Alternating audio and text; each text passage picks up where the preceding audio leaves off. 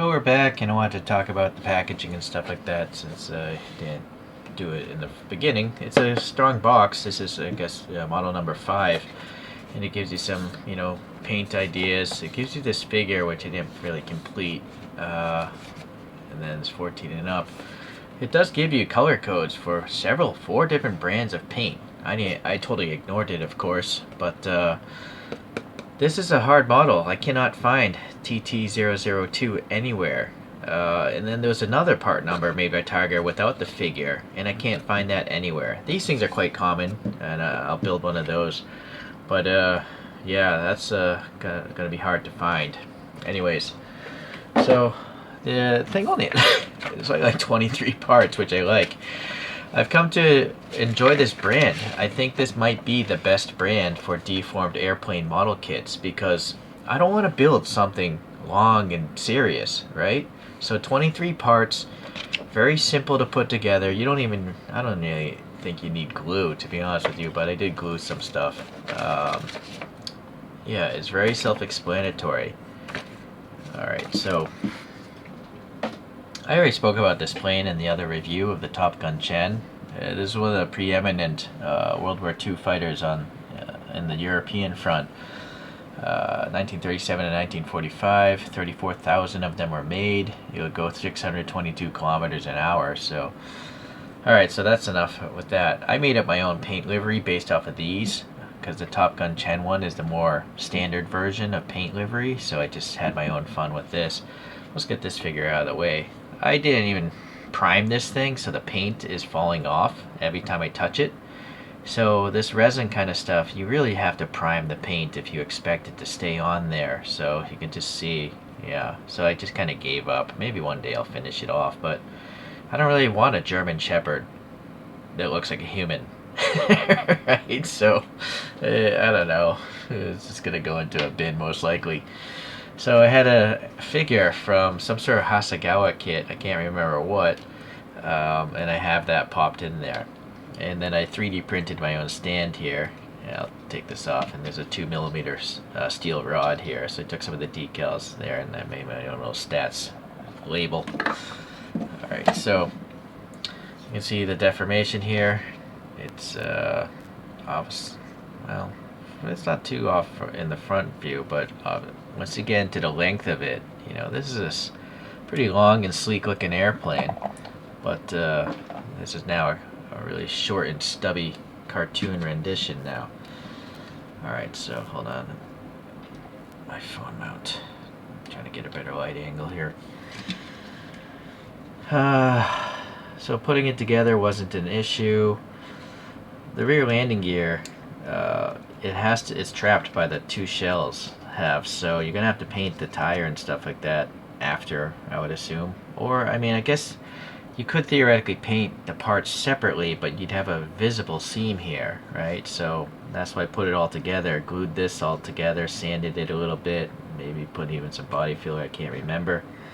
Painted it all this light off-white or very light gray. And then I masked off some of that and painted the green over it, and that's how I came up with this livery. Yeah, the wheels, I didn't bother dirtying them up, but there are molded details. I like the fact that the wheel is molded and not a decal. The intake there, I didn't bother putting some black paint in there, but I did bother to put some AK Interactive Rust here on the exhaust outlets. And then, as you can see, you can play with this. There's an axle that's trapped by the 2 halves, and it's very long, so I ended up trimming it a little bit because otherwise the propeller was sticking out way too much, no matter how hard you push down, because there's a lot of play here. I even want this to be tighter, but there's so much play in the axle back in the body, this is as tight as I can get it if I want it to spin. It still spins freely, but be mindful you have to trim it off. I think I even hand painted this green there. This has after I painted this with all Vallejo water-based paints, I clear coated it with Vallejo, and then I shot a little bit of rattle can matte finish clear coat to dull it down, because the matte finish Vallejo is actually kind of glossy if you lay it on thick, so just be mindful of that. Just wear a respirator when you do this sort of stuff. Little gunmetal on the guns there. I suppose I could add some paint there, I don't know. This cockpit is removable, and what I like about this brand is the raised lines. It makes it very easy to lay in masking tape and then cut the edges so they rest well, and then you can burnish the edges so paint doesn't seep under. So as you can see, this cockpit is really well painted because they have a high amount of lift on the actual raised sections. Truthfully, it would just be a lot easier if all cockpits had a groove for all these green lines, and then you add paint and you wipe off the extra paint. I don't know why none of these model kits do that. You're going to see like 29 other model kits from the other brands, and none of them are smart enough to do what is so simple that you can see in like basic 1/64 scale cars. They have grooves instead of raised ridges. Well, anyways, it's a really wide cockpit, and there is a decal in there.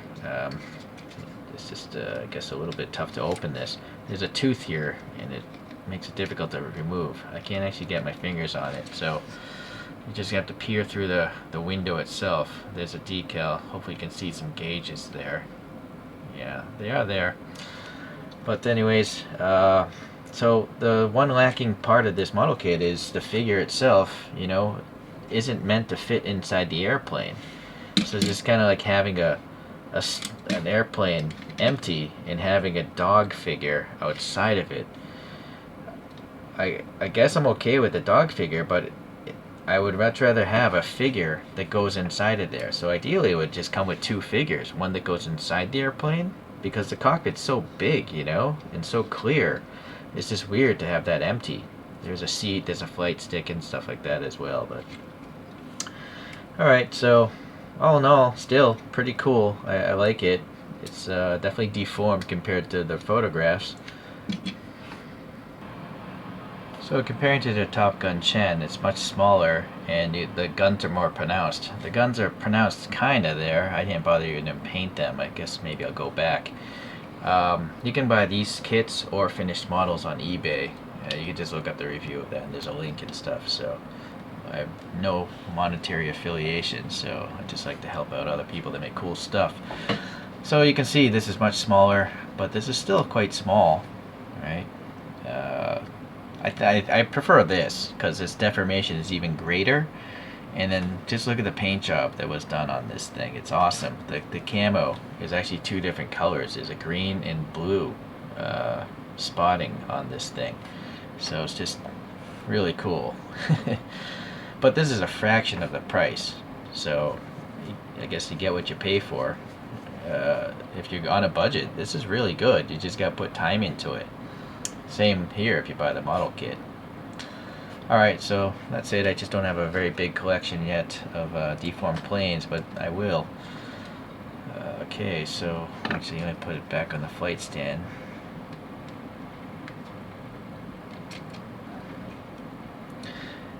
That little fuel tank there, you can remove it, but I glued it in place. I see no reason to. So there it is in flight mode. One thing this has that the Top Gun Chen doesn't is these stabilizing struts, those diagonals, and the Top Gun Chen just doesn't have them entirely. So that's an interesting detail. Yeah.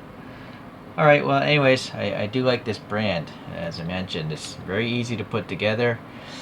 I feel like maybe the decals might be a little thin, so be careful, especially if you've never modeled anything before. There's a chance that you could fold over the decal, just removing it from the backing after it's been soaked and all that stuff. So very thin. And then I used Tamiya Super Strong Mark Fit, which is really strong stuff. So, but it does help the decals get into those crannies. So make sure the decal's perfectly set first, then use that stuff. Alright, well thanks for watching. We'll see you in the next deformed airplane video.